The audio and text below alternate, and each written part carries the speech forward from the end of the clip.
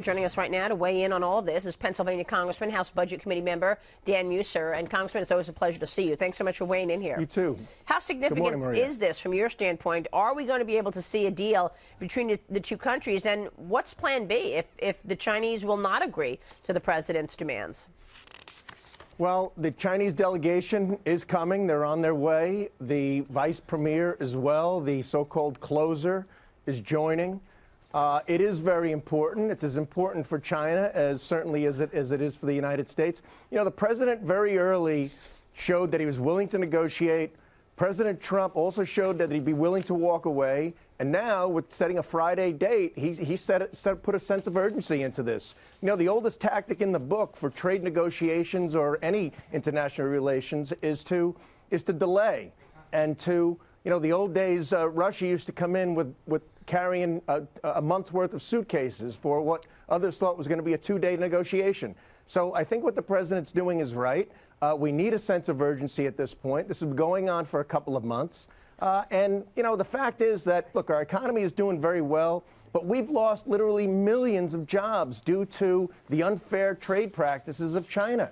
We didn't cause this, they did. Right. And I hope, I'm with the president, where he says that the days of free trade must now, they can't be free trade unless it's also fair trade. Right. And that's where we are. Dan, I wanted to ask you a question about spending and some budget issues. The president is now talking about a $2 trillion infrastructure spending plan with Democrats. Are you for a big $2 trillion infrastructure spending plan? And if so, how do you want to pay for it? Or does it need to be paid for at all? Can it be deficit financed? Look, you know, once again, our country's doing well, our economy's doing well, but we're missing some parts. And one part we're definitely missing is rebuilding and revitalizing our infrastructure.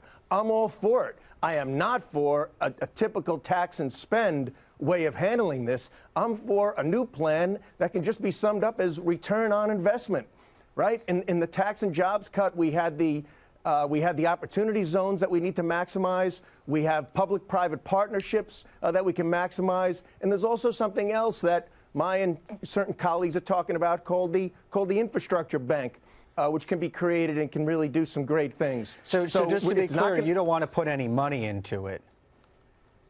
Not if it's unaccountable money, not if it's simply taxing and spending the way things have been done before. It's got to be done a lot smarter. And that's what's being discussed, and I plan to be part of those discussions. Well, Congressman, it's Dagan McDowell. Why shouldn't the people who use the roads and the bridges pay for their upkeep? Well, they already are. Not really. The federal gas tax does not fund the reconstruction and the repair on the highway system. It's actually, much of that money comes from general revenue. So it's people who, it's not from the gas tax. It's from people, say, paying their income taxes. Look, I understand. I believe the federal gas tax is 61 cents, but states have high gas taxes as well. It's roughly 18. It's under 19 cents a gallon, all right, the federal gas tax. Yeah, I'm sorry. On average, with the state taxes, it's about 61 cents per gallon that people pay already for their states. Look, it's about accountability. We need a different mindset in Washington. People are not going to stand for simply a gas tax and be told, hey, everything's going to be great, and we're going to modernize our roads and make them safe.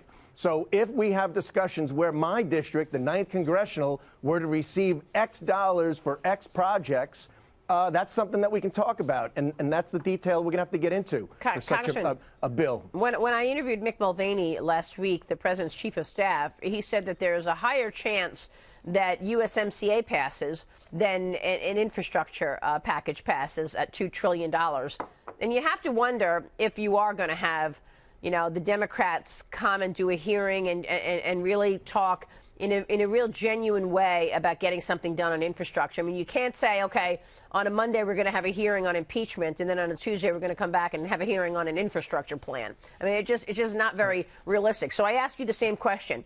What's likely to pass first, USMCA or an infrastructure package?